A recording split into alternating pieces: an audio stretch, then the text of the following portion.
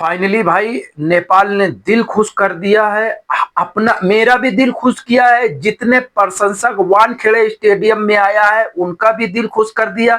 यानी कि टीम से तो बाहर, T20 वर्ल्ड कप से तो बाहर हो गई, तो कम से कम कुछ यादें तो लेके गई है। 2 मैच अभी तक जीती थी, 1 मैच और, यानी कि अभी तक वर्ल्ड कप में नेपाल ने 3 मैच जीता है। कुछ तो लेके जा रही। और एक बात को ये भी समझ लीजिए, ये लोगों ने आज जीत के खारिज कर दिया कि जो अभी तक अटकलें चल रही थी, पिच अच्छी नहीं थी, नेपाल को श्रीलंका में खिलाना था।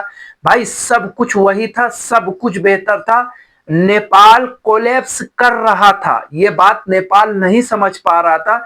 नेपाल लगातार कभी बैटिंग में कोलैप्स कर रहा था और कभी बॉलिंग में कोलैप्स कर रहा था। इटली के सामने जो एक मोमेंटम होना चाहिए, ना वो मोमेंटम शुरू से दबाव डाल पाया था और ना ही विकेट ले पाया था। इटली ने बुरी तरीके से हराया। इंग्लैंड के खिलाफ आप जीता हुआ मैच हार गए। एक आपकी जो बोलते हैं स्ट्रेटजी खराब थी, नहीं तो इंग्लैंड को भी आप हरा देते तो कहीं ना कहीं 2 मैच जीत के जाते। लेकिन कोई बात नहीं है। देखिए, एक एक सीढ़ी अगर आप चढ़ेंगे और उसके बाद वो मजबूती होगी आपके खेल में और आपकी टीम में, फिर शायद आपको पीछे मुड़ के नहीं देखना होगा। हमको सिर्फ इतना समझ में आया कि नेपाल की टीम कम बैक करना जानती है, जो कि आज के मैच में नेपाल की टीम ने करके दिखाया। और ये जो अहम रोल निभाया है कमबैक में, इतने बड़े लक्ष्य का पीछा करते हुए, क्योंकि लगातार मैच हारने के बाद जो मनोबल होता है वो बिल्कुल चूर चूर हो जाता है, नष्ट और नाबूद हो जाता है। लेकिन उसके बावजूद आज की जो जीत की कील ठोकी है, पहले 9 ओवर में जो 74 रन बने हैं, जो साझेदारी हुई है, कहीं ना कहीं नेपाल को वो जीत, वो 55 गेंदों में 74 रन की जो पारी बेहतरीन दो लोगों ने खेली है, कुशल भुरतेल और आसिफ शेख। अभी तक अगर आपने देखा होगा सभी मैचों में आसिफ शेख के बल्ले से ही रन आ रहे थे। ओपनर पार्टनरशिप जो होनी चाहिए इस T20 में, इसमें दिखाई नहीं दिया था इतनी बड़ी, जो आज दिखाई दिया। और उसके बाद भाई जब 74 रन बन गया तो ये लोगों ने अपने खेल का जो तरीका था वो तरीका ही बदल दिया। अगर आप देखिए, देखिए उसके बाद जब एक विकेट गिरा है, पहला विकेट जब गिरा कुशल भुरतेल का, और उसके बाद आसिफ शेख का भी जल्दी विकेट गिर गया, यानी कि 74 और 87, यानी 13 रनों के बाद फिर दूसरा विकेट गिरा और रोहित पौडेल का 98 रन पे गिर गया। अगर आप पूरा कैलकुलेशन करेंगे, पर 27 गेंदों में लगा 27 रनों में 3 विकेट गिर गया नेपाल का। और अहम विकेट, यानी कि अगर आप देखें, चाहे रोहित पौडेल, कुशल भुरतेल, आसिफ शेख, ये सब अहम रोल निभाने वाले हैं नेपाल क्रिकेट में, टॉप 4 बैट्समैन है। लेकिन उसके बाद जो आज खेल दिखाया है भाई, दीपेंद्र सिंह एरी और गुलशन जहां, ऐसा नहीं है कि एक ही तरफ से तुड़ाई करी है स्कॉटलैंड की, दोनों लोगों ने मिलके जोत दिया।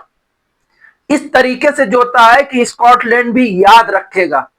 भाई जिस तरीके से बैटिंग करी है दीपेंद्र सिंह एरी ने, दिल खुश हो गया, बिल्कुल आवाम खुश हो गई।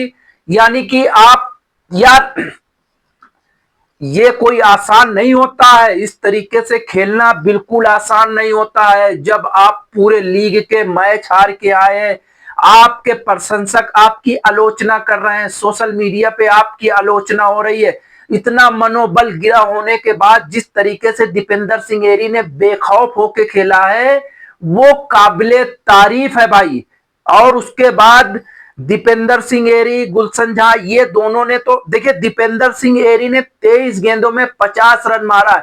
इतनी बड़ी पिच है वानखेड़े की, जिसमें 3 छक्के और 4 चौके मारे हैं। और वहीं अगर आप गुलशन झा की देखिए, गुलशन झा ने दिमागी पारी खेली है, माइंड ब्लोइंग जो खेली है, जो साथ निभाया दीपेंद्र सिंह एरी का, कहीं ना कहीं इनको भी इसका श्रेय जाता है। और भाई सबसे बड़ी बात है, सबसे बड़ी बात है, जो इनका ये मनोबल टूटा हुआ था ये मैच के साथ, भाई ये अब जाएंगे जरूर, ये नेपाल जाएंगे, लेकिन कम से कम कुछ लेके जाएंगे। और इन्होंने बहुत ही कुछ इस ग्राउंड से और जितने भी टेस्ट नेशन के साथ खेला है उनसे, जैसे वेस्ट इंडीज से सीखा, इंग्लैंड से सीखा। अगर आप बड़ी टीमों के साथ खेलते हैं तो आपको कुछ, आप हारते जरूर है, देखिए जीत दो ही होती है काम, या एक जीतता है या एक हारता है, लेकिन नेपाल हमेशा हारने के बाद कुछ ना कुछ सीखती हुई नजर आती है, जो आज के मैच में हुआ। ये लोगों का माइंडसेट यही था कि भाई करो या मरो, इज्जत बचानी है। अगर हारेंगे तो बिल्कुल बुरी तरीके से हारेंगे, और अगर जीतेंगे तो शान से जीतेंगे, क्योंकि जिस तरीके से 25 रन पे 3 विकेट गिर गया था, सब मारने पे जा रहे थे, उनका एक यही माइंड था, अगर जीतेंगे तो मार के, नहीं तो नहीं जीतेंगे। और ये वाली जो एक ट्रेजरी रही दीपेंद्र सिंह एरी और गुलशन झा के बीच में, ब्रिलियंट और जबरदस्त रही। और जो बॉलिंग में कमाल किया है भाई सोमपाल कामी ने, जिस तरीके से स्कॉटलैंड की बैटिंग को धराशायी करा।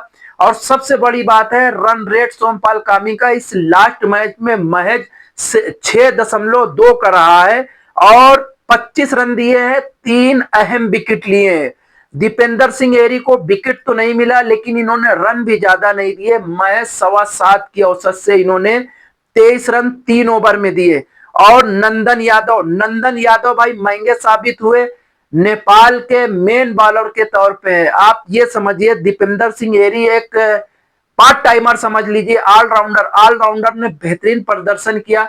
लेकिन सलूट है भाई नेपाल को, हम तो यही दिल से दुआ करेंगे कि इंशाल्लाह आने वाले वक्त में नेपाल इससे भी बेहतर करे, और इतना बेहतर करे कि उसको इसके बाद, अभी तो आपको फिर क्वालिफाई खेलना पड़ेगा, 2026 2028 के वर्ल्ड कप के बाद शायद नेपाल को कभी भी वर्ल्ड कप क्वालिफाई नहीं खेलना पड़ेगा।